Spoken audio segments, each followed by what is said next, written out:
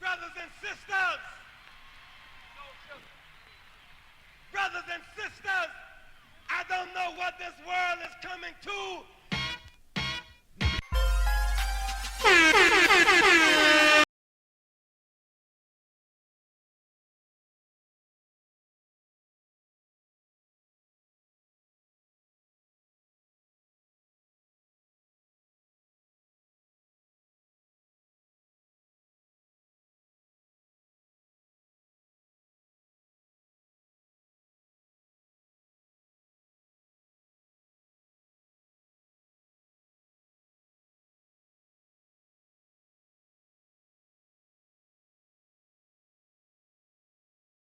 And we got another great show for you guys, as always. A whole lot to talk about. Finally, boxing is back. It feels like it's been a long-ass drought, man. So we got some boxing to talk about. And we really want to talk about some of these topics that's trending right now. This Angel Garcia situation, Garcia, he got banned, basically, from the Thurman versus Garcia press conferences. We're going to talk about all that, man. We're going to do a breakdown, do some predictions on Frampton versus Santa Cruz, Mikey Garcia versus Zlaticanin. So it's a whole lot of stuff to talk about. Gamboa signing with Golden Boy Promotions, and you guys can call in as always. All right, y'all. So let's go ahead and get it in. Hold on, man. I got to go ahead and put this number up right now. Let's get this number up here. We're going to have the number on the screen in a minute, guys, so just hold on for a second. But anyway, let me go ahead and welcome the panel as we always do at this time.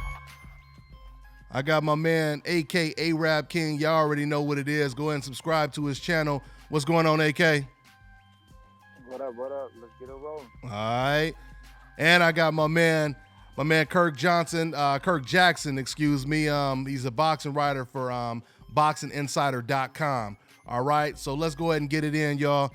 Okay, so first things first, man. Let's go ahead and talk about this Gamboa situation, man. We got Gamboa signing with Golden Boy. AK, man, I know we was just talking about this a minute ago. What did you think about him signing with Golden Boy, man? Your thoughts? I mean, it's not the best move to make, but I don't think he had that many options. You know, with Floyd Mayweather, he probably still mad at him over the 50 Cent situation, and Al Heyman is connected with Floyd Mayweather. You know, they work together. And then Bob Arum, he left Bob Arum to begin with, you know what I'm saying? And then who else? You know, Rock Nation, you know what I mean? So I just think he just went with what's available, not because it's the best option. It's just what was available for him at that time. And he wants the Lomachenko fight. So hopefully, you know, he get a couple tune-up fights and then fight Lomachenko. But the only problem is Golden Boy don't keep their fighters very active, you know, from what I noticed. So I don't know if he's going to fight Lomachenko. He probably only have like 1 to 2 tune-ups. I mean, he won't have that many, and they won't be in a short period of time. It's going to be probably over a long run. So that's the only disadvantage he's probably going to have. And that's a huge disadvantage fighting Lomachenko. You know, for the past 5 years, you fought like 4 times, you know, and you fight Lomachenko. That's really going to be a huge problem for him. But other than that, you know, I mean, why not? He had no promoter, but you know, and then the stuff last week came out, or the week before that, over the racism that, you know, Golden Boy got busted. Yeah, the racist emails. I don't even know how that email got linked. You know, got leaked. That's like another question, but yeah, other than that, I just think, you know, hopefully they give him a lot of fights and keep him busy, and then he could get the big fights after that. Yeah, absolutely. I mean, yeah, there's no doubt about it. He definitely needs to, you know, he needs to take his time. Let him get a couple fights, Gamboa, because clearly, I mean, even when I talked to Gamboa's people, even they said, you know, he needs to shake off the rust. He's not ready. They said they want the Lomachenko fight, but of course they want to be ready. So I feel, you know, if Gamboa, if he gets at least about 2 or 3 fights, he should definitely be ready. And that would be a sensational fight, man. I mean, we're talking about on some Mayweather versus Roy Jones type stuff when you're talking about the level, you know, of skill in the ring at the same time. So I really look forward to it. I mean, Kirk, I mean, what do you think when Gamboa, when him moving to Golden Boy and, you know, what's his name, King Kong Ortiz, he just left Golden Boy, and Gamboa just went with Golden Boy. I mean, do you think he just really did it like AK said because he really had not too many other options on the table, or what? Yeah, I completely agree with AK. I think it just may have been let me sign somewhere so I can try and feed my family. I mean, I don't want to, Hold on. I'm sorry. Hold on 1 second. I got to go ahead and set the phone lines. 1 second. Hold on 1 second. Yeah. All callers are muted.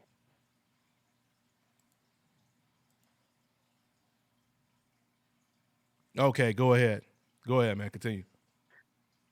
Yeah, I was going to say, basically, I agree with AK.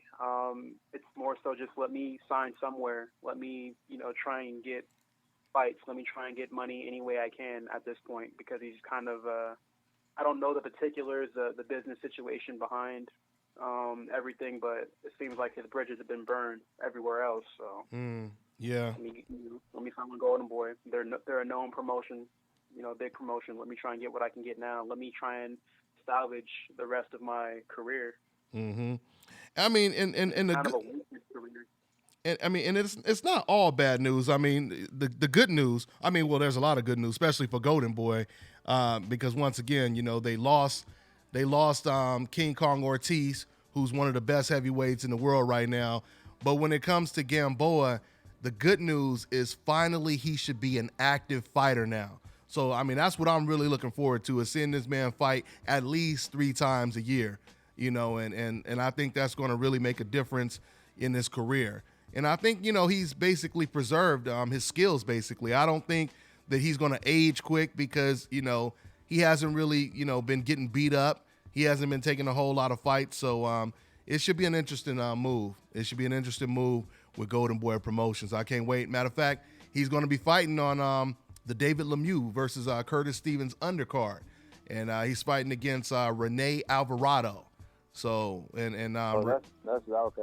nice card right there then. Yeah. I mean, it's a good match for his first fight. I mean, Alvarado, he just beat Puerto Rican Jason Velez, so it'll be an interesting step up in competition. Or I won't say step up, but it'll be interesting for him to get back in the ring and fight somebody with a decent name that had a decent win. So, that's pretty much what that is. So now I want to go ahead and talk about this news, man, when it comes to Angel Garcia, man. So for those of you guys who don't know, let me go ahead and fill you in. So basically, Angel Garcia, one of the loudest mouths in boxing, he talked a whole lot of shit at the Thurman versus Garcia press conference. He kept dropping the N-bomb, and basically afterwards, a lot of people, they complained about it. And Lou DiBella, one of the promoters, he basically said, we're not going to allow this to go down again. So he said that Angel Garcia will not be able to attend the next Thurman versus Garcia press conference. Now, the first thing I want to say about this situation is, it's really interesting when it comes to Puerto Ricans and when it comes to them using the N-word, because we all know that the history of Puerto Ricans, they're descendants of, Africans, Europeans, and Indians. They're a mixture. Big Pun will tell you that. Matter of fact, speaking of Big Pun, it's funny when you look at the contrast, because when you listening to Big Pun and you hear him using the N-word, you listen to Fat Joe and they're using the N-word, and personally, it's not offensive at all to me. I'm going to be real with you. It's not offensive at all to me. You can tell that there's no type of indirect message when they're using it, because they're using it universally, right? But I notice when it comes to Angel Garcia, and this is where it becomes extremely offensive. I notice with Angel Garcia, he only uses that word when they're fighting against a black fighter, right? He uses it only when they're fighting against a black fighter, and the animosity and the disdain he had towards Keith Thurman is the complete opposite of his feelings towards Ruben Guerrero when they were fighting against Robert the Ghost Guerrero. Everybody expected, Angel Garcia and Ruben Guerrero to go at it. They expected, that to be the greatest rivalry when it comes to coaches talking mess, right? But all of a sudden, to our surprise, and I remember I was there at the press conference. We were all expecting it, and I remember Angel Garcia, all of a sudden, he said, well, you know what? He's another Latino brother just like me, et cetera, et cetera. So I got love for him. And he had nothing bad to say about Ruben Guerrero. But all of a sudden, when it comes to, Keith Thurman and Zab Judah, you bitch ass nigga, you this and this, you nigga, hey, you shut up, you nigga, you nigga, you nigga, you. You know what I mean? It's like overkill, right? I mean, you could just tell he was really trying to, send a subliminal message as far as I'm concerned. So it was extremely offensive. I congratulate or I applaud Lou DiBella for stepping in. It also reminds me of the Hector Camacho situation. Hector Camacho is another Puerto Rican that surprised me. Hector Camacho being Puerto Rican, I remember out of nowhere, he just said Floyd Mayweather, he's a monkey. He's just a monkey. You know what I mean? So it's obviously lines you don't cross. It don't matter if you Puerto Rican, if you part, whatever. You know what I'm saying? There's just lines you don't cross, and I feel they did the right thing. AK, what's your reaction to the fact that they banned him from the press conference or the remaining press conferences? Man, first of all, I want to say I agree 1,000% of what you just said, man. You made some great points.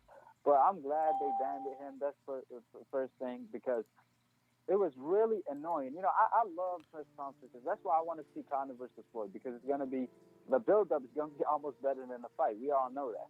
I love seeing build-up where the build-up is so intense and entertaining. So, I mean, you go back and watch them, Paulie Malignaggi and Broner and all the press conferences, they bring excitement to the fight.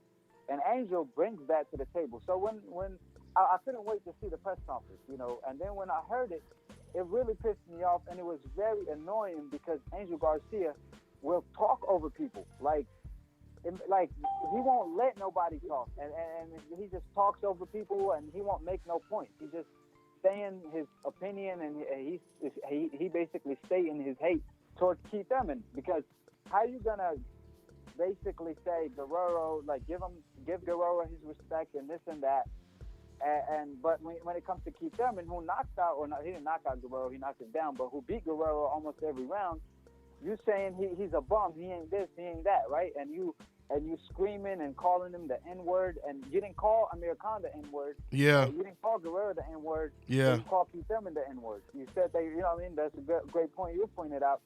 And then when it came to Guerrero's father, I forgot. I don't remember his name right now. But Ruben Guerrero. Yeah. The moment, he punked out. He over there acting humble, talking about he's just talking, whatever. Like, what happened to your gangster image? Yeah. Why are you becoming humble all of a sudden? You know what I'm saying? Mm-hmm. And that's what really pissed me off. The fact that he just kept calling Keith Thurman the N-word. But Keith Thurman, you got to give him credit. He played it very well. He stayed it. I'm surprised he didn't lose it. Yeah. Well, Keith Thurman is a professional, man. He has a lot of class, man. But exactly, yeah. But at the end of the day, I was just really mad about, the fact that Angel Garcia kept talking over people. I'm talking about not just over Keith Thurman. I'm talking about everybody, everybody who tried to talk after he kept talking over them. And then the mics weren't even that good, so you couldn't hear a goddamn thing. And I'm glad they banned him from the future press conferences. That was a really great move. Yeah, I mean, it's really unfortunate, man. It's really unfortunate. Now, we got a whole lot of people. I want to see what he's going to say after the fight. Yeah. That's what I want to Oh, my goodness. That will be it. I'm telling you right now, I mean, as competitive as this fight is, if Danny Garcia, if he were to lose this fight or get knocked out, it will definitely be $1 million interview, to see Angel Garcia's reaction, man, after the fight. It definitely would, Hopefully don't hang him, so. Man, it's going to be interesting. It's going to really be interesting, man. So we got a whole lot of people already lined up, man, to call in, man. So let's go ahead and take a call, man. So I'm announce you guys by your area code. So let's go ahead and take a call. All right, we got 510. What's going on, man? What's going on, fellas? All right. All right. What's good? What's your name? Where you calling from, man? Oh yeah, this is Noah. I'm calling from Oakland, man. Okay, Bay Area. All right. 510. Yeah. What's good with you? What's on your mind? Fight up here, man. We fight up here, man. First of all, let me chime in on what y'all talking about, Angel. I coach my nephews. I train them, and it's a threat, man. He wasn't talking shit to Garcia's dad because they knew they was gonna beat him. They knew they was gonna beat him straight up, straight down. They wasn't worried about it. He's scared right now. He's scared. He's trying to say things to get under Thurman's skin. I don't think he's racist, but I think he gets scared when let's just be real. Danny doesn't have all the tools that a world champion would want to have. I mean, he's been very handpicked. After he beat Amir Khan, who did he fight? Old ass Morales, or what was his name? Y'all know what I'm talking about. Vargas. You talking about who? Danny Garcia? You talking about Danny Garcia, right? Yeah, Danny Garcia. Yeah, he just fought Vargas, the guy that Errol Spence had already knocked out previously. No. I'm talking about. Let's go back.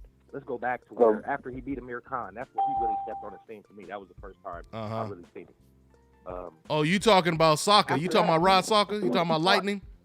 You talking about Lightning Rod Soccer or what? No, I'm talking about. I swear to you. No, I honestly think he fought one of them old Mexican champions. I wish Eric Morales, right now, like Eric Morales or somebody like that. Yeah. Like, he's been fighting. He's been hand cherry picked fights the whole time. When he ran out of fights at 140, when it came time for him to fight Crawford, I mean, I tip my hat at the Matisse fight because that was real.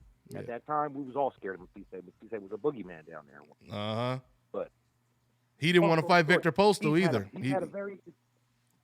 Hell no, he didn't want to fight or Crawford. He got out of there when it came because what's left is Postal and Crawford, punk. That's what's left. You vacated. You left. You the man. You the man, and you left it. To go fight who? A soft touch up here at 147. Come on, man. Yeah. Anyway, long story short, he's a hand-picked fighter. He's very protected. He's had a lot of things given to him. The Amir Khan fight is one of the only fights, that and Matisse, one of the only ones I really give to him. But he's established now. He's there. He can't take nothing away. Yeah. No, I hear. He knows he's gonna get his ass blasted. Now, what I did want to talk about was the 154 division. I want to talk about some of that boo-boo, some of this Charlo, some of this what's gonna happen with J-Rock next, man. I know you got a lot of callers, man, so I'm gonna go ahead and fade to black, but thanks for taking my call, and let's go ahead and get into a little bit of that 154, bro. I appreciate it, fam, and we definitely gonna talk about that. Matter of fact, that's the Black Murderers Row division right now, so we're gonna talk about that for sure, man. Thanks for your call, man. Take care, man. Nope. So no problem, man. No problem. Love Dante's boxing, boy. I appreciate it, family. Take care, man. Hey, Dante. What's going on, So Angel Garcia said that Keith Thurman was gifted his title, right? But Keith Thurman, he beat Guerrero for the title, I think, and then got the title. They gave him the title. But then Danny Garcia fought Guerrero right after he lost to Keith Thurman and got the title for vacant belt. I don't know how Guerrero was fighting Danny Garcia at that time for that vacant belt when he just came off back-to-back losses to Floyd. Then I even thought that dude, that Mexican fighter Mares, beat Guerrero, and then Keith Thurman also beat Guerrero. So almost 3 back-to-back losses, fought Danny Garcia for the vacant title, and then Danny Garcia beat him. So, and then Angel Garcia got the guts to say Keith Thurman is the main champion when he earned to be the number one spot for the title he fought for. But Danny Garcia fought Guerrero after back-to-back losses and got the title. So who was gifted the title? Thurman or Danny Garcia? Oh, we already know what time it is when it comes to that. I mean, once again, Keith Thurman, he's always been willing to fight everyone. Well, except Errol Spence, but that's almost an exception. Nobody want to fight Errol Spence. But outside of Errol Spence, Keith Thurman, he has always been willing to fight everyone. I mean, just think about it. While Danny Garcia is coming off of a Vargas win, a guy that Errol Spence had already knocked out, a journeyman. Look at Thurman's last win. His last win was against Sean Porter. And he goes right from Sean Porter to Danny Garcia. So, with that being said. And Angel Garcia said that when Porter and Thurman fight got made, he was like, that's stupid. They should have went their separate ways and kept making money and then fought each other after a year or two. Like, he basically said, I mean, well, you should get free money first, fight other fighters, defend your title, then fight Porter. That was a stupid call by Thurman. That's what he said. So, you know what I mean? That tells you everything right there. Yeah, absolutely. And I don't mean to be the captain of the Danny Garcia ship, but I think with anyone's resume, you can kind of poke holes through it. Like, even with Keith Thurman, he made fun of Amir Khan for fighting Luis Collazo. And then once he do the very next fight, when Collazo loses to Khan, he fights Luis Collazo. Mm-hmm. I mean, we can poke holes. I mean, Danny Garcia, he shouldn't be fighting the Rod Stalkers of the world, but, I mean, coming up, he did fight Kendall Holt, Nate Campbell. He's gone through Amir Khan, Matisse, Lamont Peterson. I mean, I agree. I agree with you. He fought some fighters. And he fought some fighters. I'm just saying what Angel Garcia said. Like, he trying to downplay Thurman all the way. Like, he didn't do nothing. Oh, they gave him the title. Like, they just gave it to him. Like, he was just chilling at his house. He ain't fought nobody. They just gave it to him. Yeah, and, you know what I'm saying? Yeah. Like, that's not what happened. Well, yeah.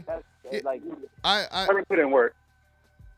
He put in work for sure. Yeah, I mean, that's what I'm saying. I mean, both of you guys are making good points. I mean, the bottom line is, there's no doubt about it. Danny Garcia, he had his share of killers that he's been in the ring with. But if you're comparing Thurman's opposition to Danny Garcia's recently, of course, Thurman, you have to give him a little bit of an edge because he was always willing to fight the best opponents. He never really turned down too many fighters to say, oh, you know what, I need a tune-up. Let me just get a soft touch before I get in the ring with Danny Garcia, and that's the difference. But Kirk, before I take another call, let me ask you. I mean, when it comes to Angel Garcia and the racial undertones or whatever you want to call it, I mean, I to me it's almost a gray area. I don't know if I'll straight up say he's a racist, but like the other caller was saying, but clearly, it was racially offensive, if that makes any sense. You know what I'm saying? I mean, what do you say? Would you just say he's a straight up racist or what? I can't say he's a racist just because I don't know him personally, but I mean, it's funny. It's funny how we can view it. Like, someone could say, oh, a white dude could say, I like black girls, so I'm not racist. But it's like, just because you like to get black pussy doesn't mean you ain't racist. Absolutely. I mean, Donald Sterling will tell you that. Donald Sterling will tell you right. that. Yeah. I mean, well, it's interesting. Like, leading up to the fight, as you both mentioned, I was looking forward to the press conferences between Thurman and Angel Garcia. But after hearing what he said, it was kind of crazy. Like, damn, he's really spazzing out, saying nigga this and nigga that. And I'm like, come on, yo, like, what's going on with that? Mm-hmm. But yeah. I'm glad he was banned, but he should have been banned a long time ago, even with Amir Khan. I was offended by those comments, and I'm not Pakistani, but he was going off, about Amir Khan. And he said, I never met a Pakistani that can swim or some shit like that. And I'm like, he be doing too much with that. He be doing the most. He definitely be doing the most, man. So yeah, man. I mean, like I said, I just wish the man could channel it into a positive direction because he does. He's good at talking shit until he goes overboard. Like for example, when he was saying, "Oh yeah, I had this one guy who was who came over to film, the commercial for Thurman versus Garcia, and the dude came over and asked me, is he hitting the bag right? I'm like, I don't know. You need to ask him. Now that was funny. That was funny shit right there. But once again, he ended up going overboard. You see a black opponent there or a black fighter there, and you just all of a sudden abuse the word like it's just a brand new word you got for Christmas and you can't wait to use it. I mean, that's pretty much how he was using it. Like, and I'm sure some people, some black people can relate to this. Every now and then you'll meet somebody, they may be Latin, Samoan, or whatever the case. And like I said, growing up, some people that have used the word, it's more, you could tell it's more of them embracing the culture as opposed to on some Mel Gibson type shit where you say to your girlfriend, you're going to get raped by a pack of niggers. You know what I'm saying? I mean, obviously it's a difference, right? But every now and then you do run into somebody, who you could just tell, they just keep using the word over and over, like, just for whatever reason, to get some type of reaction or acceptance. Sometimes they want acceptance, sometimes they want to get knocked the fuck out, but it's either or. But anyway, hey, go ahead, Kurt. I'm sorry, I just want to make a quick point. What's been the biggest key for Danny Garcia and his big fights as his father, leading up to the fight, the press conferences, how his father would talk a bunch of shit and get the pressure off Danny, so everyone's focused on the father.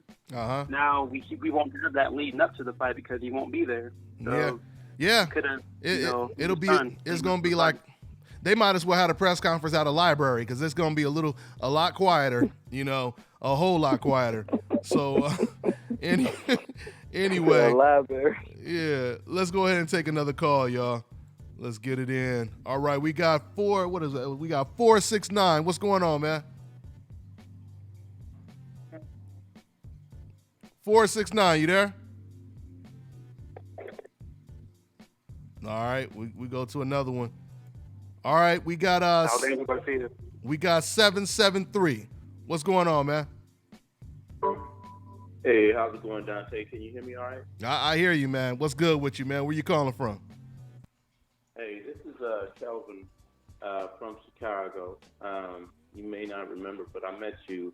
It was around the time of, I believe it was Mayweather versus Medina in Las Vegas. It was the first boxing expo.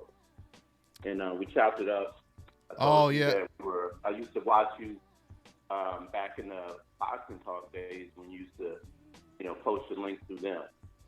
Yeah. But, we were talking about just that boxing truth and all that good stuff. We was talking out in the lobby, right? It was like outside of the room, right? Right? It was actually right over there by the Mayweather booth. Okay. That was somebody else then. I vaguely do remember. Hey, but that's what's up though, man. That's what's up. Yeah, just to give you a little history that we met before. But I wanted to ask a question to the panel is, what's the half-life on a big win and a big fight? I hear fighters like Danny Garcia, and they talk about how they beat like Matisse 2 years ago, and they beat Khan 3 or 4 years ago. I don't know. I always see boxing like the king of the hill. Who are you fighting right now? Yeah. Who are you fought in your last 2 fights? It's just, why are we making it okay in this boxing culture that you can live on a win 5 years ago, and that still makes you the king of all fighters today? So I want to throw that out to you first of all. Am I just being completely unfair to boxers? Or should they have to justify it? Should they need a big win today to justify a status today? You know what, man? That's a great question. Go ahead, AK. Go ahead, AK. That's one of the best questions I heard this whole week. But as far as I say the time is like a year. If you fight a good fighter, every year, I don't care if you fight 3 times a year. If 2 fights are kind of like medium fights and then 1 good fight versus the top guy at your division, I can live with that. You know what I'm saying? But fight Matisse and then wait 3 years to fight another Matisse, then you know what I mean? Like that's not right. In boxing is what you did for me lately sport. Manny Pacquiao could brag about his career, what he did to Barrera, Morales, and all them guys back 10 years ago. You know what I'm saying? They could live off that and never fight Crawford. But it's what you did for me lately. That's what boxing is all about. So, I mean, at the end of the day, if you fight 1 good fighter a year, to me, that's good enough. And let me add on top of that, AK, this is the reason why football and all other sports, football, they have the Super Bowl every year. Not every 4 years, not every 3 years. They have it every year. The NBA, they have their the finals every year, basically, right? Or every season, whatever you want to call it.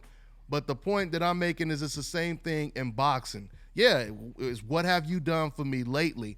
I mean, you can't live off of a great win you had 3-4 years ago and say, I'm not fighting nobody because look what I did back then. And it's funny because this is what a lot of Canelo fans, they'll try to defend Canelo by basically saying, well, remember, he fought Trout. Remember, he fought Lara, so he don't have to fight nobody at 154 anymore because look what he already did. I mean, if that's the case, fighters like Floyd Mayweather and Manny Pacquiao, they wouldn't have had to fight anybody, after they moved up a couple weight classes because we know who they fought back then. So it is about what have you done for me lately. Every year, every season, there's a Super Bowl, and you're supposed to be in it, or at least trying to make it to the Super Bowl, at least. So that's pretty much how I see that situation right there. But I would say for myself, it's hard to hear these decaps over and over again, justifying the fact that the guy still belongs to be on the top or to be on top because he fought a guy 3 or 4 years ago. It's like, come on, that's Yeah. not relevant anymore. Yeah. What are the rankings for this? I mean, seriously. Why not just be one guy and you're forever immortalized the best that ever did it? I mean, seriously. And it's funny. Yeah. And but a lot of that's for a reason, though. A lot of that's dependent on the media, really. The media has certain guys, certain fighters who they like and who they want to, project in that light. So I think a lot of responsibility falls on the media to hold these fighters and, more importantly, hold these promoters who make these fights more accountable so we can, kind of collectively see the fights that we want to see so we can force these fighters to actually fight the best and prove that they are the number one fighters. Yeah, absolutely. I completely agree. And once again, every now and then I'm going to try to take a glance at the comments.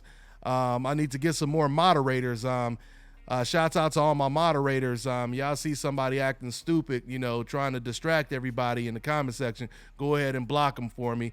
Shout out to my man Jim Jones. He's one of my moderators. So we're going to get a couple more so they can, make sure everything is good in the comment section.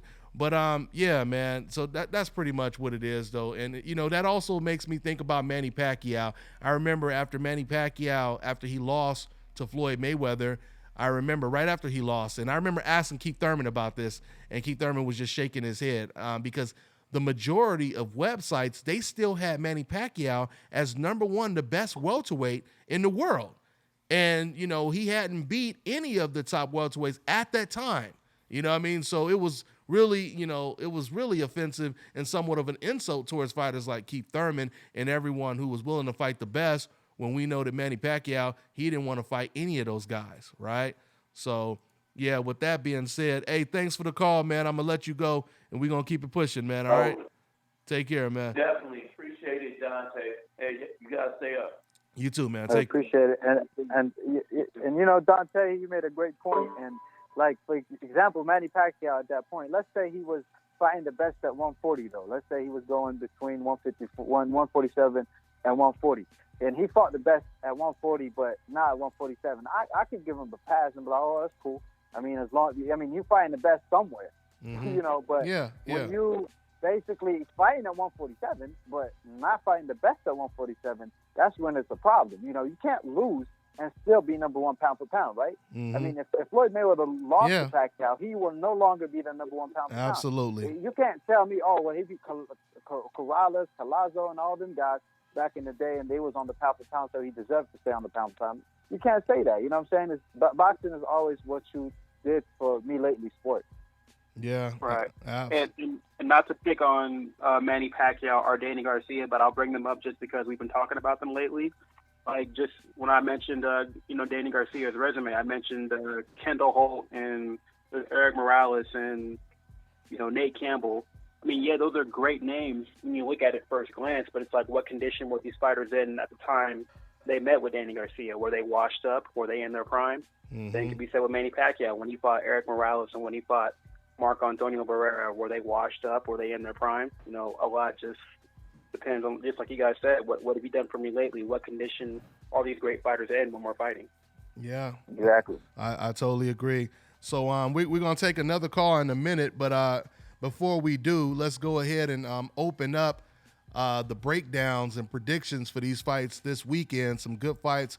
Like I said, it's been a drought, man. It was a hell of a drought, when it comes to boxing. I mean, in this sport, man, just like football and all those other sports, we should have a good fight. We should have some fights every single week.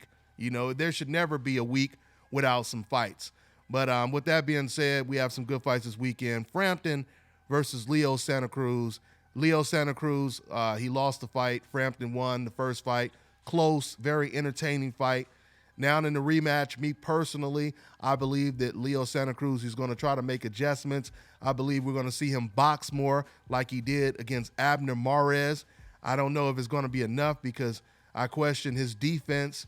Carl Frampton doesn't have the best defense either, but I think he's a little bit more defensively, sound than Leo Santa Cruz. So, Kirkland, go ahead and break it down, man. How does it go down? Who wins that fight?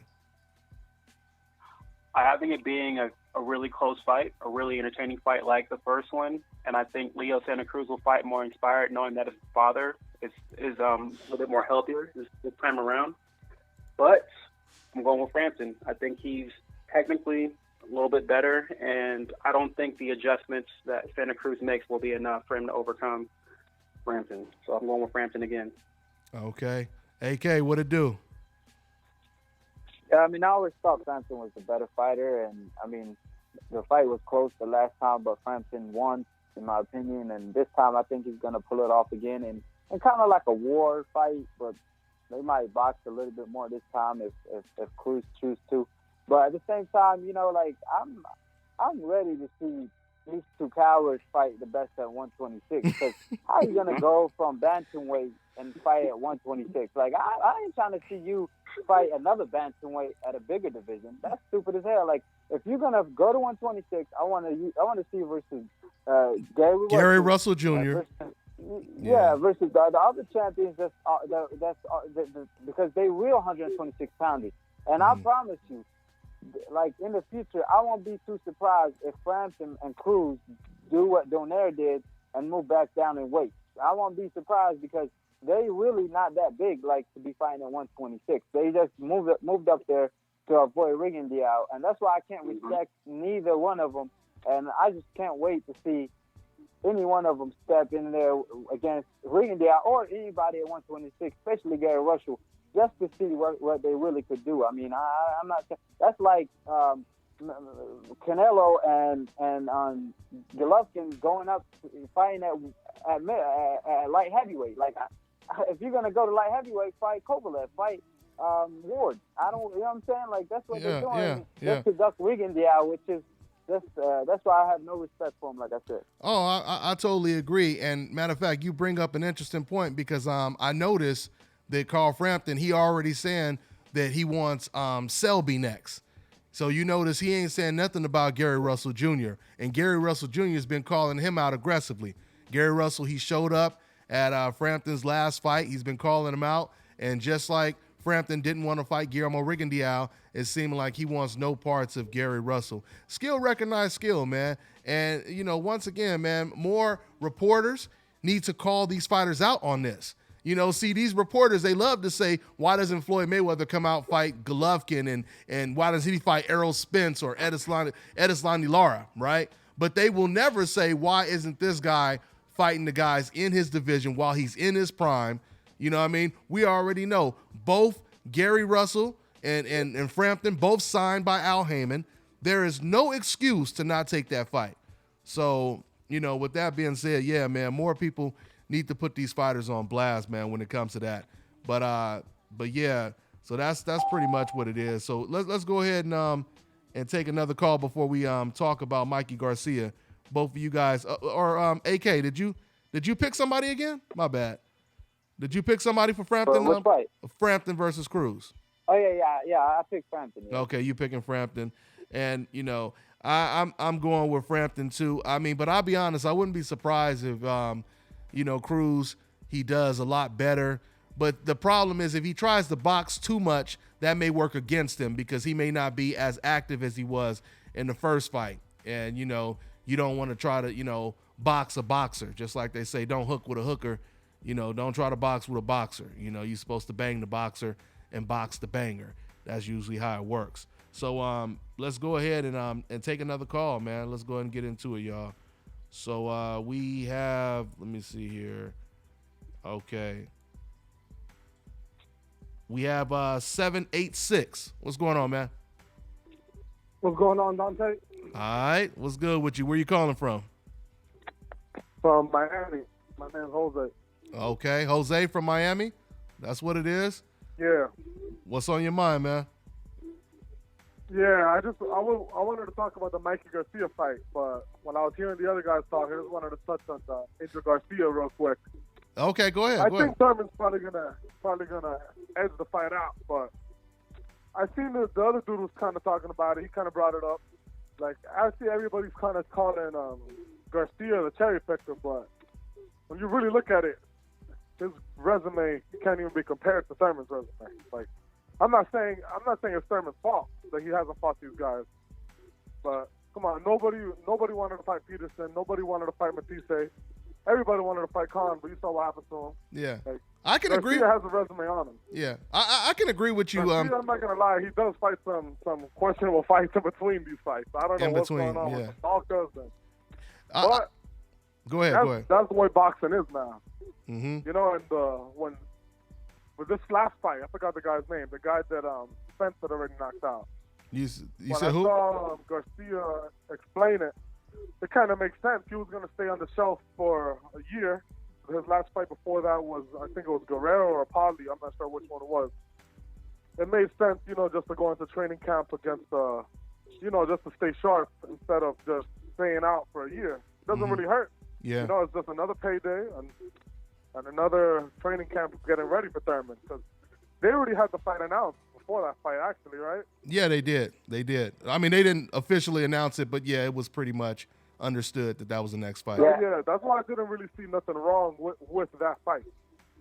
Yeah. Yeah, I mean, I just want to say something real quick. I mean, I never said Danny Garcia never fought nobody. I'm just saying you can't say, like, he fought Matisse, because that's in 2013. Like, we in 2017. Who have he fought at welterweight? Since he moved up to welterweight, he ain't fought nobody, really. I mean, Paulie, Guerrero, and then his last opponent. So I'm not, like, saying No, he never I fought welterweight, nobody. I'm just saying. But yeah, he that's neither what I'm has saying. Thurman So, other than his last fight. Well, keep Thurman, you know what I'm saying? He was getting avoided at that time, too. You know, you got to keep that in mind. It's not like, and he fought Porter as well. You know, his last fight was Porter. No. No. But before he went up to 147, he was fighting. What I mean is this: Garcia could never please no one, because people were complaining when he fought Peterson because it wasn't a title fight. Me as a fan, I could care less if it's not a title fight or not. I didn't care nothing about.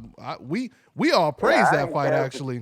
We all praised that fight, actually, when he fought against Lamont Peterson. I mean, this is one thing.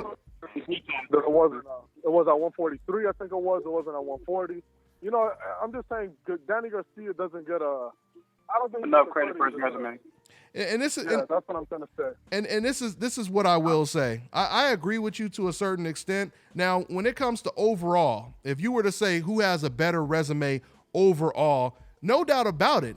Danny Garcia, he does have probably a better resume. I mean, Lamont Peterson, Lucas Matisse, when everybody thought that Lucas Matisse was going to destroy Danny Garcia. But once again, it comes back to what have you done lately? So those are two different, arguments per se, because if we're talking about who overall, has faced the best competition, you would definitely say Danny Garcia. But when it comes to who's been willing to fight the best competition today, as we speak, you would have to give the edge to Keith Thurman. So that's pretty much how I see it. Dante, I got to say one last thing. I think this is why Danny Garcia get a lot of slack. It's because first, when he lost, when people said that he lost to Herrera, right after, he didn't give Herrera a rematch. He fought Rod Tucker, like a guy who's not even ranked on the top 50. Yeah. You know what I'm saying? And then when he lost when people thought he lost to Lamont Peterson, he went and fought Paulie Malignaggi at 147, who just got knocked out a year ago by Porter. You know what I'm saying? Porter. So this is why he get a lot of slack. Imagine Floyd Mayweather losing to Manny Pacquiao, then fighting Berto. And getting the win though. Let's say he got the win, and people thought Manny Pacquiao won, and then he fought Berto right away. And then Floyd would get a hell of a slack, right? Yeah. So that's why I think Danny Garcia get most of that criticism that he receives is because he, including me, I thought Herrera beat him. and he went and fought Rod Tucker. And that's exactly what you do right after a loss. You try to build your confidence up. But again, he didn't get the loss. He got the win. He should have rematched him because they robbed Herrera, in my opinion. So this is why he get a lot of slack, because he act like, you know what I mean? He act like none of these guys gave him a tough fight, and he don't rematch them. And then he fight bums right after. He don't fight at least good fighters to kind of make up for the Herrera bad performance. Excellent No. breakdown. Go ahead, Kurt. No, that is true, but when I'm talking about, people say that like, oh yeah, he fought Batista, he fought Carr. These are two fights that he was the underdog in and came out on top. That's what I'm trying to say. Thurman has not done that yet. Thurman has not gone into a fight where he was counted out again. Well, he should go up there and fight. Spence, take a fight where people are counting him out again. yeah, That he'll be the underdog again. I hear you, and once again, the fact that Keith Thurman today is willing to face anyone outside of Errol Spence. He's willing to fight outside of anyone.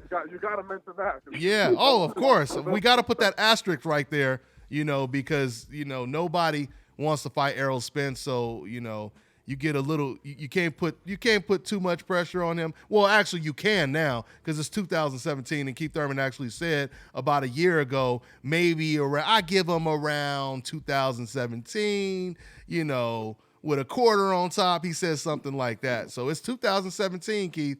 It's 2017. And Errol Spence is closing in. He's like the number 1 or number 2 contender for the WBC belt. So yeah, man, that headache, Keith Thurman is closing in. But just to close out on what we're talking about right now, yeah, there's no doubt about it that Danny, he has a great resume. But yeah, AK, he made some excellent points. After you have a close fight, you're supposed to come back and show the world it wasn't no fluke. You know what I mean? What that person did. Like Mayweather and Mayweather Castillo. Mayweather versus Castillo, Mayweather versus Maidana. You want to show, and not only that, but it makes the rematch much bigger. You know what I'm saying? So that's one thing we would have to take away from Danny Garcia. Now of course, if he wins this Keith Thurman fight, then all is forgiven. You know what I mean? But of course, he may go back to fighting. He may have a rematch with Rod Soka for all we know. But at the same time, if you beat Keith Thurman, people can't really complain too much about that. So that's what it is. Hey man, but thanks for your call, man. I appreciate it, man. So I actually want to say one more thing too, real quick. Go ahead. About Angel. Go ahead. I'm from Miami. I'm Dominican. But we all the same out here in Miami. Yeah. There's no racism out here. It's multicultural. When you say the N-word out here, I don't know how it is in Philly. There's no animosity to it. Oh, I know. But go ahead. I know. Go ahead. No, what I was gonna say is that if you actually listen closely in the rant, he actually points to DSG and tells him, "I'll die for this nigga." So he calls his son a nigga too. Yeah. It's not like he's only talking about Thurman. Yeah. I think Thurman was saying, "Oh, I'm not going to fight you. I'm going to fight your son." And he's like, "I'll die for this thing." Yeah. That's what I'm saying. I don't think he's racist. Well, that's why. That's why I said it's a gray area. I mean, it's kind of because now you just remind me when he was calling Zab Judah, the N-word and everything. He was saying to his own self, he was like, "I'm a real nigga." He was telling Zab Judah that he's a real nigga. He was like, "I'm a real nigga from the streets." So that's why I say I don't really know if I could say he's racist, but the way, the context he used it in towards Keith Thurman, it just sounds suspect to me. Because he was throwing the word around a little too much.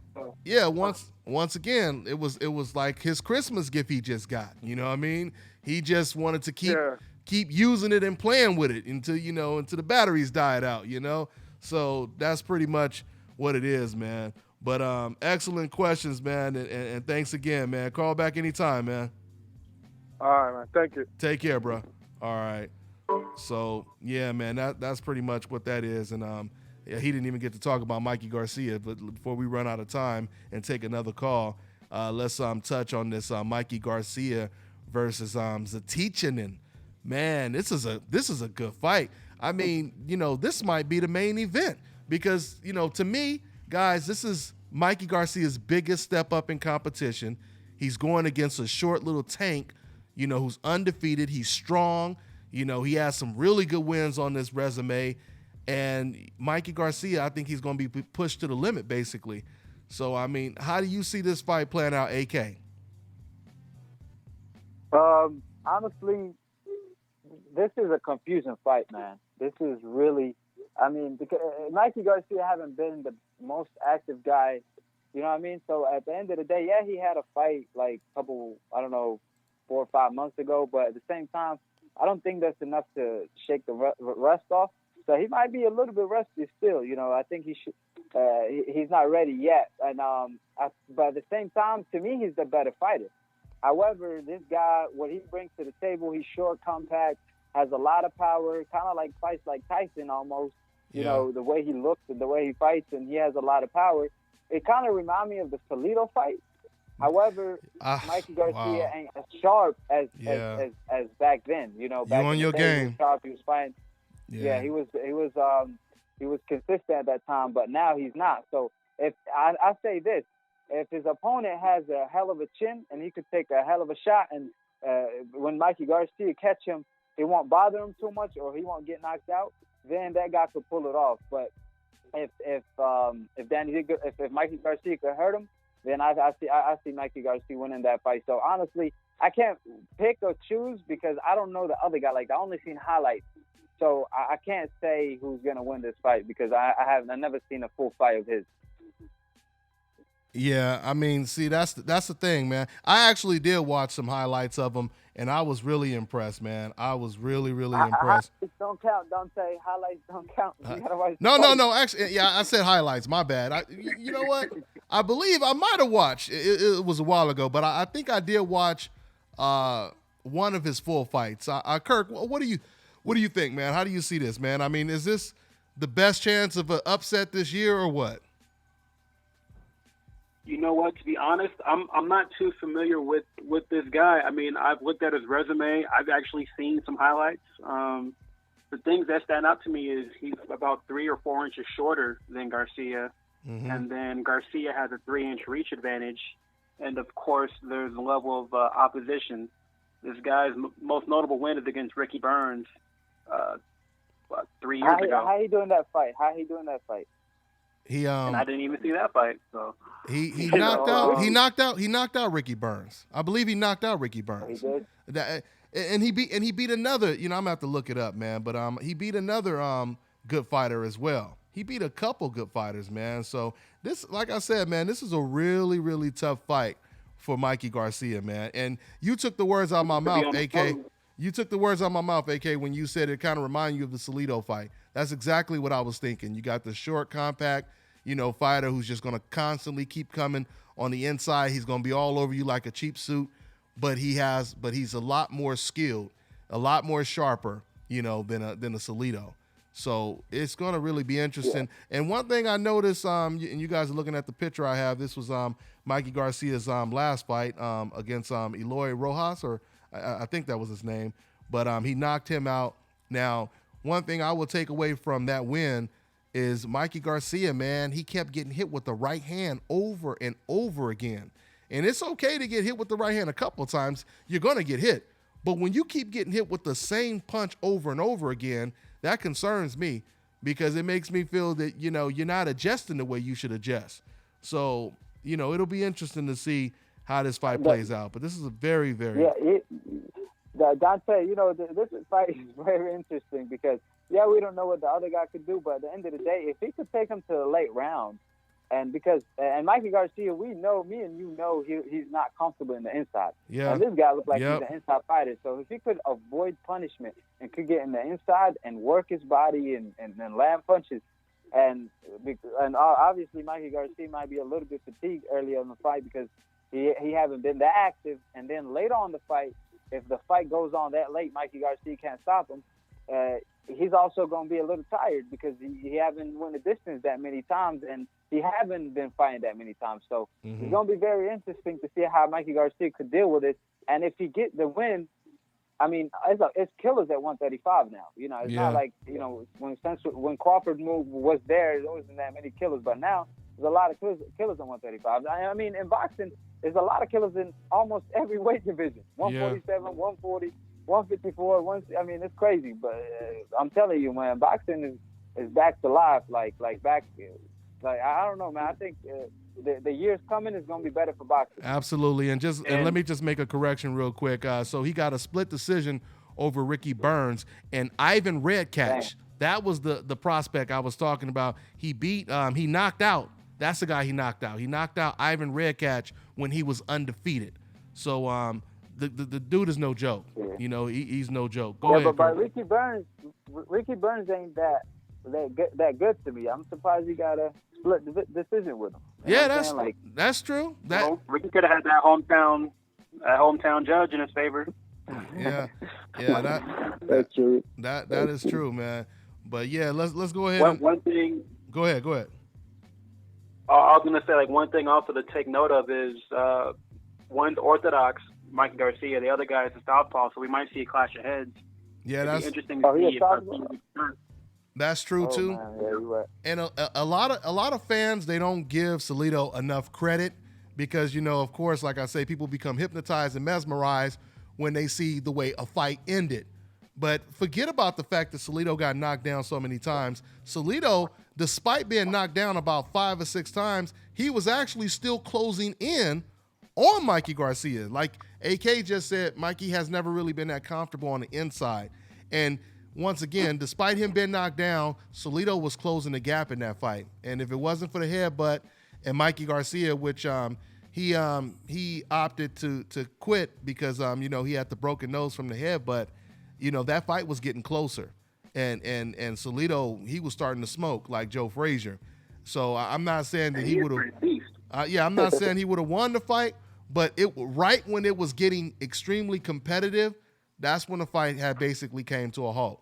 So it'll be really interesting to see what happens this Saturday. All right, so hey, let's go ahead and take another call, man. See what we got here. So we got 317. What's going on, man? Hey, what's up, Dante? I love what you do, man. Love what Kirk do, and love what A-Rap King do too, man. Y'all do a great job. Appreciate it, fam. Appreciate it, man. Appreciate it, family. Appreciate it. What's on your mind, One question I have for you, man, is what's up with Kell Brook, man? Why is he always man? What is he doing? I want Khan, I want Pacquiao, but he don't want Errol Spence. Man, yeah, that's getting very annoying. I mean, Kell Brook, I just read a headline like the other day. Again, he's trying to pursue the Khan fight by force almost, and he's talking mad shit about Khan. But I'm like, okay, the guy said he didn't want to fight you, man. Fight Errol Spence, like. You know what I mean? You're bullying Khan. I got you. Khan is ducking you. But that's exactly what you're doing to. That's exactly what Errol Spence is doing to you. Yeah. I mean, he's bullying you out at your own division. He's taking the belt away from you, Golovkin style. Mm-hmm. And the bad thing is, man, he is known to be the mandatory king. Yeah, he always fights his mandatories. No problem, no issue. He'll get in the ring. But now, when he got a real mandatory, a threat, he is ducking. He is ducking like a duck. like a duck in the pond. Now, see, this is the thing, man, and it's so crazy because Kell Brook, he just recently said that he just feels he can't get motivated for Errol Spence, and he's very frustrated because he wants to kill the Amir Khan fight so bad, and he can't get motivated for a guy who has the best chance of beating him. How does that make any sense at all? And once again, and when you say people, but the people, they don't know him, that ain't got nothing to do with him being your mandatory. Like I keep saying, so you telling me more people knew Kevin Beiser? More people knew Frankie Gavin than Errol Spence? And if no one knows him, why don't you start introducing him to the world, right? Because that's what fighters like Floyd Mayweather did when he fought against Robert the Ghost Guerrero, when he fought against, Victor Ortiz. A lot of people didn't really know who they were. They were champions, but it was Floyd Mayweather who promoted them, right? So that's what you're supposed to do. And to say nobody knows him, he just had 6 million people watch him on on NBC That's an after the Olympics. That is an excellent Somebody point. know him. That's an excellent I know point. him. Yeah. And you know what I'm saying? And then I got two more questions for you, Dante. What can we do about these judges in boxing? Because some of this stuff, man, is really, really bad and laughable. I mean, what basically the commissions, they need to put their foot down and start suspending these guys. And a lot of the reporters, man, they have power. A lot of reporters, they need to acknowledge it when someone just blatantly robs or basically takes a fight away from someone who deserved it. We just need to put more light on that person, because basically, you know, when, like, for example, when it comes to Mayweather versus Canelo, because Floyd still got the win, a lot of people, they forget about the fact that one judge had to fight a draw. 116, 112. Yeah. Or actually, they had Canelo winning the fight, right? Yeah, so I mean, 116, 112. Yeah, so like I said, even if the right person gets the win, people are still supposed to focus on that judge right there and put light on them, you know, or else, you know, things are going to keep going the way that they go. Go ahead, Kirk, or AK.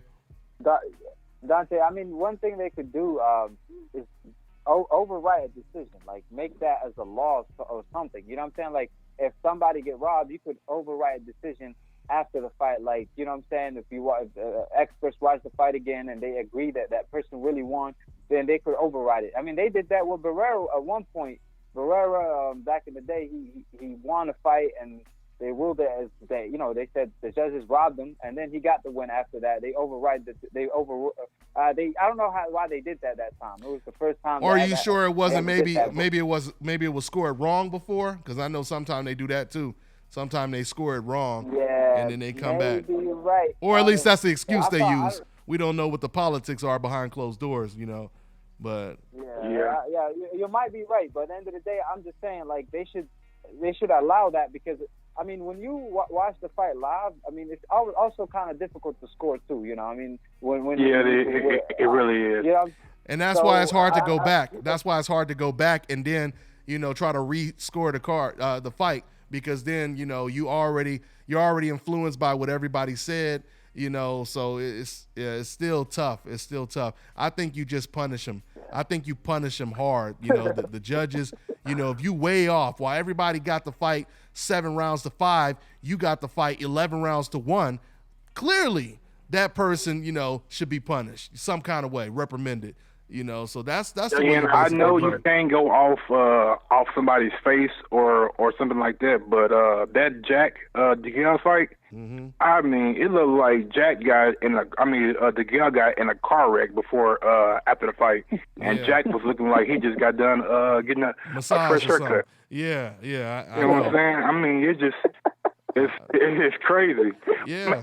And my last question is, man, who has the best jab in boxing? To me, what I've seen, I like Charlo's jab, but what I've seen from Wilder and the Chris Arreola fight after his hand got hurt, his jab was so crisp and so sharp, man. It was incredible.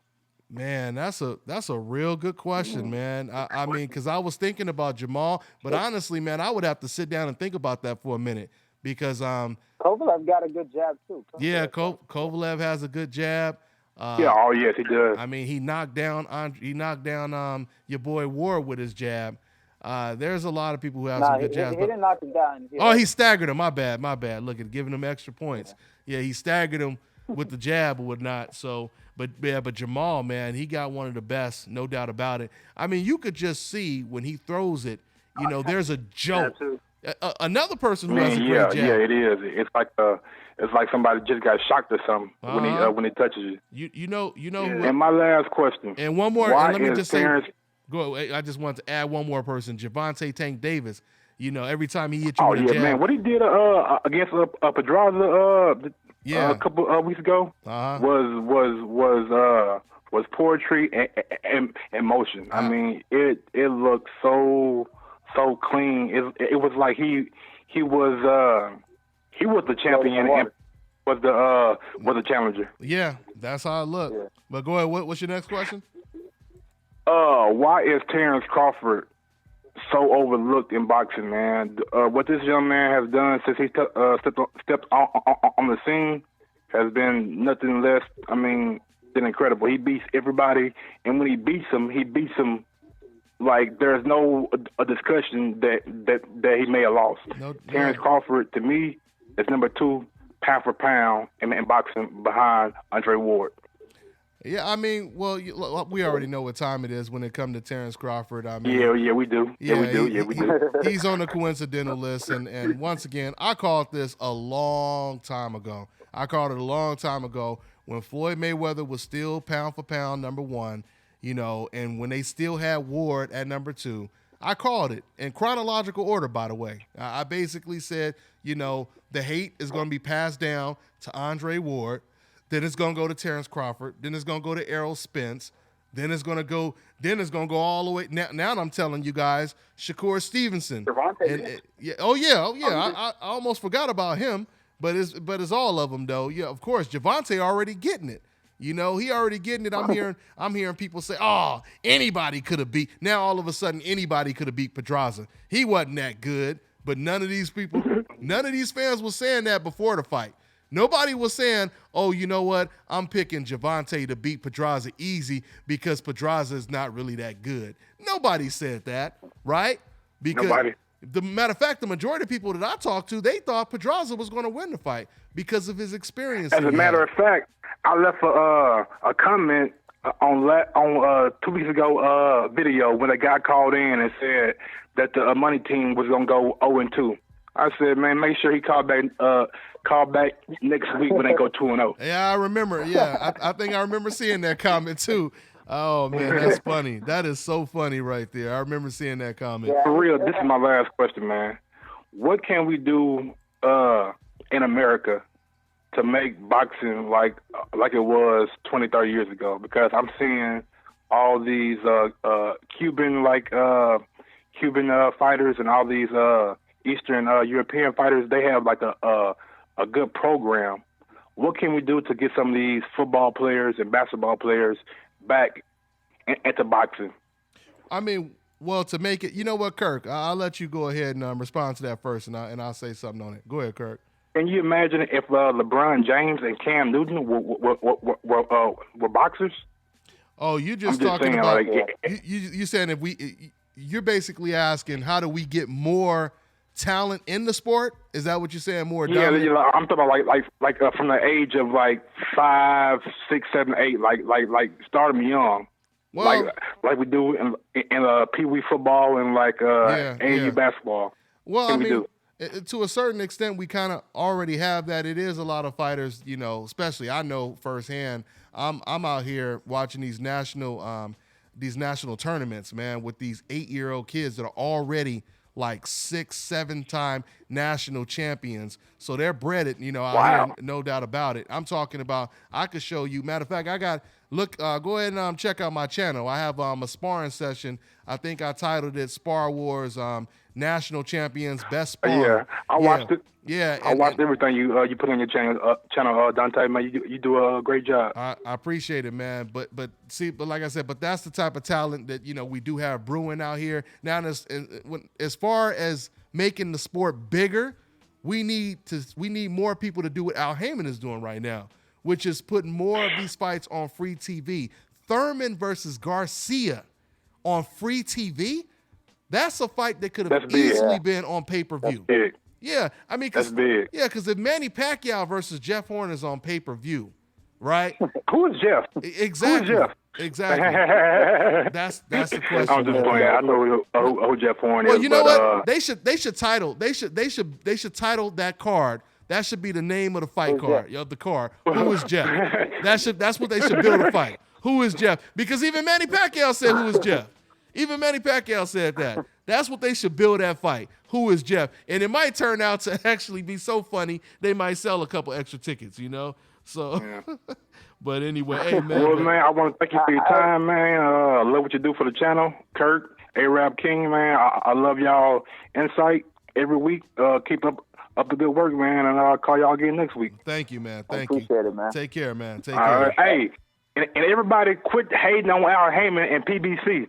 They're doing a great job. Yeah. Exactly. I mean, if your ass want to watch that Thurman versus Garcia fight, you better be thanking him. Go ahead, AK. Hey. Speaking of that, Dante, how to get more people into the sport of boxing. I mean, Heyman, baby, free TV. Even Oscar De La Hoya is trying to get fights on ESPN too now. Yeah. They've seen the success. Success. Will he be putting real fights? Canelo on will he put Canelo? Exactly. I'm not trying to see unknown. I mean, I would watch it still, if it's unknown fighters, but that's not what's gonna get more fans to watch, the sport of boxing. But again, if more fights end up on free TV, fights that matter, it's gonna inspire youngsters who young people, and they're gonna want to be boxers. Like some people watch free TV, they watch all these NBA games and all these football games, and because of that, they want to be football players, basketball players. Mm-hmm. But if it's more if you watch a lot of boxing on TV, and you got the talent for it, and you go to the gym and you like it, you're gonna be a boxer, and that's how you get more people into boxing and get more fans into the sport of boxing. That's an excellent point. Well, that, and I think the major sports company, like the major marketing companies, or ESPN, places like that, HBO. They need to be more positive in regards to boxing, and instead of always putting Excellent point. a negative spin. Excellent point. Fighters. Excellent point. Yeah, I mean, basically a perfect analogy for what you just said, Kirk. I mean, if you going out, you selling shit and you get commission, you ain't gonna go to people and be like, oh, you don't want to buy this shit. It don't work at all, and it's horrible. I mean, I'm selling them, but I wouldn't use this. I mean, this is just the worst product I've ever seen before. You feel me? This is exactly what a lot of people do in boxing today. You trying to elicit more people to watch, but at the same time, you're shitting all over the sport just because you have a personal agenda towards somebody who may not have the right complexion for the protection. So you're right. You're right, Carrick. That's exactly what we need to do. We need to start promoting this sport no matter who it is. I want Golden Boy to be successful with free fights. I want Bob Arum to be successful with free fights. I just want to see the fights. When Bob Arum decided to put Crawford versus Postal on HBO, I was jumping up and down because that was the fight that we needed to see, right? So yeah, I totally agree with you, man. And for HBO to be successful, they need to fire the two of them commentators, because I'm telling you, man, instead of promoting the fight is in front of you, they make me want to shut the TV off. It's so boring. This and that. How about you break down the technical aspect of it instead of talking about how boring the fight is for 12 rounds? Yeah. You know what I'm saying? That, you know what I mean? Like stuff like that, and I mean, they're going in the right direction mostly when it comes to free TV and stuff like that. Yeah. I mean, more Paulie Malignaggi's and less Jim Lampley's. Yeah, exactly. Matter of fact, and I'm gonna put the video up. Shouts out to Barbershop Conversations. I believe he has the video. But what's his name? Sergio Mora. Sergio Mora, he actually said it. He said, Jim Lampley is really biased. He's a very articulate person, but he's extremely biased, and he brought up Paulie Malignaggi, et cetera, et cetera. So it's like, this is the thing. Everyone is so afraid to criticize some of the people, at the top of the hill when it comes to the media or whoever they are. But we need to shine a light on these cats, and we need to make it known, who's basically hurting the sport as opposed to helping the sport. Once again, HBO, Jim Lampley, who has one of the biggest platforms, you sit on this show constantly, trying to tell, new subscribers to HBO, oh, by the way, if you want to watch boxing, don't watch this boring bastard, Andre Ward, and don't watch this boring bastard, Guillermo Rigondeaux, et cetera, et cetera. I mean, how are you helping the sport? You're not helping the sport. So, I mean, once again, you got to get past your personal emotions and make this just about boxing.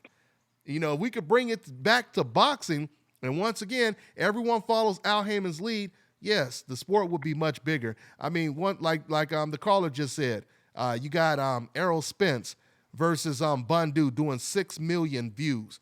6 million people tuned in. It don't matter if you put a gun to their head and made them sit down and watch the fight. 6 million people watched. You know what I mean? So when you sit over here and say, oh, it was just because it was after the Olympics, et cetera, well, duh, that is the benefit of putting something on free TV. So you can follow it. You can follow it up with some big event that just came on before. You wouldn't have been able to do that if it was on HBO, because if the fight would have came on HBO after the Olympics, you obviously wouldn't have got those 6 million people, because they would have been watching the channel that the Olympics was on. So, you know, these are the things that would definitely help the sport, man.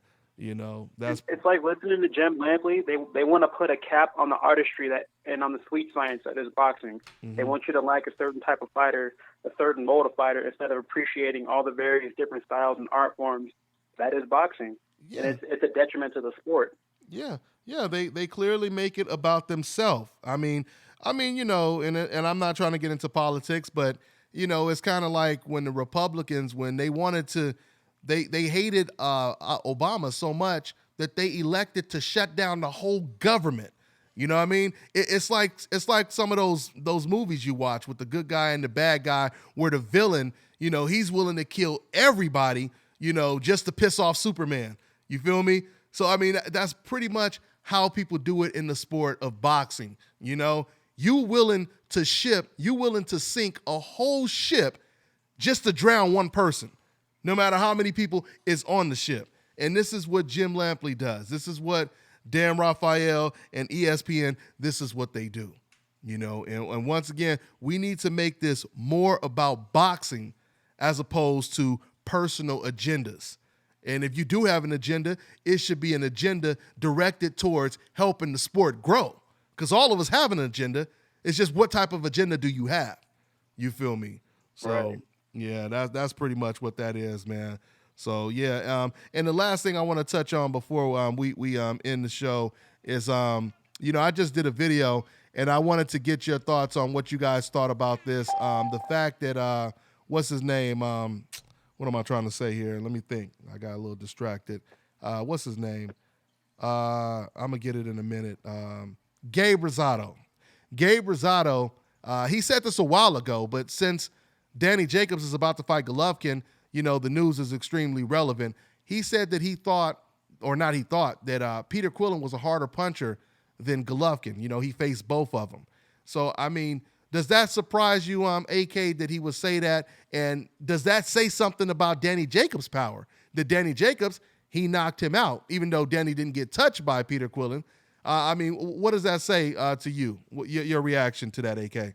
Yeah, I mean, it don't surprise me a bit, because at the end of the day, he probably is a harder puncher. You know, I mean, if he fought both of them, I didn't say that. He fought both of them, and he felt both of their powers. So if he says that, you know what I mean? He definitely. I mean, I definitely could see. I could see why he would say that, because I mean, like, just like when Sugar Shane Mosley. He said that Floyd Mayweather hit as hard as Canelo. And we know Canelo is a hard puncher. And Floyd Mayweather, you know, people say he pillow fisted. But at the end of the day, when Floyd Mayweather let his hands go, you're going to feel his power. So, I mean, I could agree with it. I mean, I don't think Golovkin is that. He hits you one time and you out. You see it. It's just his punches really hurt. That's what it seemed like.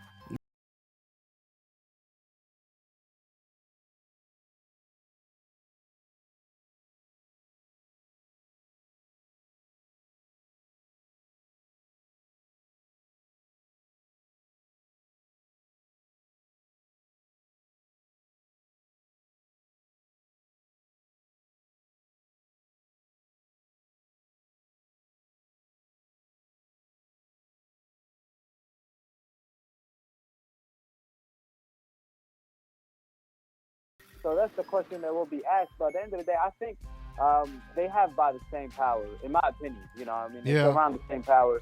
It's just that Golovkin is a little bit more skilled, and that's why I'm leaning more toward him. I totally agree. I mean, the power is definitely around the same. The question, and this is always going to be the question, you know, we know that Danny Jacobs, he's been knocked out before he's been knocked down. He's got knocked down, he's got up, came back and won the fight. Can Golovkin do the same thing if he gets touched, if he gets hurt?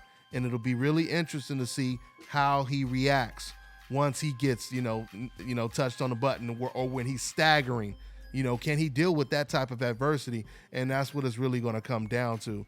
But it's funny when you think of the fact that Danny Jacobs, once again, he's in the same situation he was in when he fought Peter Quillen. No one expected Danny Jacobs to knock out Peter Quillen. In fact, Danny Jacobs was an underdog in that fight because of the same reason he's an underdog in this fight, because of his suspect chin. So once again, man, we're going to be talking a lot about that fight until we get to see it. I really look forward to watching that fight. I'm going to go ahead and wrap it up, guys. I want to say once again, thanks to the panel. Thanks to my man, Kirk Jackson. I keep calling you Johnson, man. Thanks to my man, Kirk Jackson from Boxing Insider. He's a writer. Check out that website and subscribe to my man, AK Arab King. That's all we got, guys. We on to the next one, y'all.